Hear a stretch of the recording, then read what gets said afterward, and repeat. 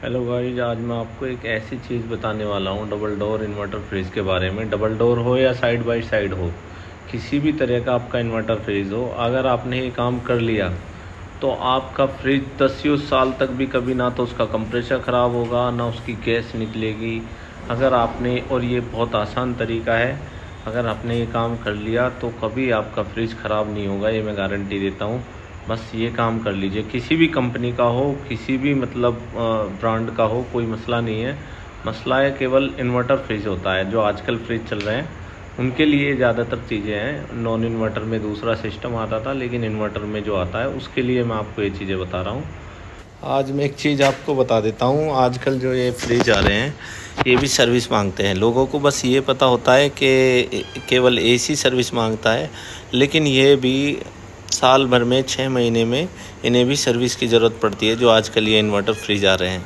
क्योंकि फ्रिज में भी आजकल एसी के जैसा ही सिस्टम दे दिया है, कंडेंसिंग कोयल दे दी है, फ़ैन दे दिया है, तो ये सारे सिस्टम दे दिए हैं। जब कंडेंसिंग कोयल हो गई है, फ़ैन हो गया है, तो उसमें क्या होता है, फिर वो डस्ट तो जमती है। करना कुछ नहीं है, ना तो ये आपको उठा के बाथरूम में लेके जाना है, ना ये किसी से ये काम आप घर बैठे भी कर सकते हो। किसी को बुलाने की ज़रूरत नहीं है, कोई मैकेनिक हायर करने की ज़रूरत नहीं है, टेक्नीशियन, कोई मसला नहीं है। बस आपको जो मैं आपको बता रहा हूँ वो काम करना है। मैं आपको देखो वीडियो में दिखाता हूँ।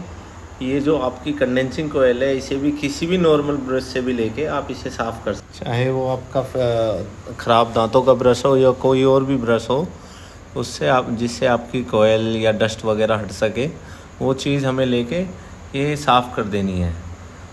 तो ये आपका बेस्ट ऑप्शन है। आप हर 3 महीने में, 4 महीने में, 6 महीने में या 1 साल में, कम से कम 1 साल में अपने फ्रिज के कंडेंसिंग कोयल को अगर साफ़ करते हैं तो आपका फ्रिज साल से साल कभी ख़राब नहीं होगा। गैस नहीं निकलेगी, जब इस पे लोड नहीं पड़ेगा, हीट नहीं, कंप्रेसर हीट नहीं होगा, तो आपकी कभी गैस नहीं निकलेगी। और गैस नहीं निकलेगी तो आपका कंप्रेसर कभी ख़राब नहीं होगा। एक चीज़ का हमें ख्याल रखना है कि जब तक हमारे फ्रिज की, अगर 10 साल तक, आपको एक सिंपल सा लॉजिक बता देता हूँ, जब तक कंप्रेसर पे लोड नहीं पड़ेगा, कंप्रेसर हीट नहीं होगा, आपकी गैस निकलने वाली नहीं है। और कंप्रेसर पे लोड कब पड़ेगा, जब गैस ढंग से कंडेंस नहीं होगी। अगर कंडेंस नहीं हो रही है तो कंप्रेसर हीट होगा, हीट होने की वजह से गैस का प्रेशर बढ़ेगा, प्रेशर बढ़ने की वजह से गैस कहीं से भी निकल जाएगी, जहाँ से उसे वीक पॉइंट मिलेगा वहाँ से गैस निकल जाएगी। इस वजह से फ्रिज की गैस निकलती है।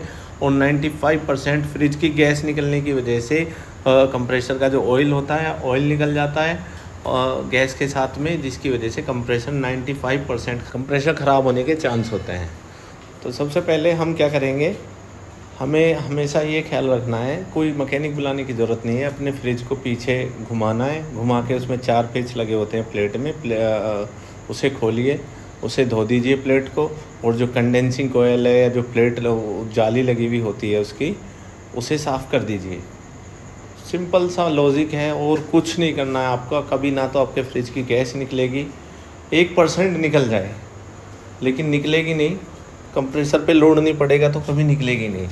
दूसरी चीज़, आपका क्या बोलते हैं ना, कभी आपका कंप्रेसर ख़राब नहीं होगा जब तक, एक बात का ख्याल रखना, जब तक आपके फ्रिज की गैस नहीं निकलेगी तब तक आपका कंप्रेसर कभी ख़राब नहीं होगा।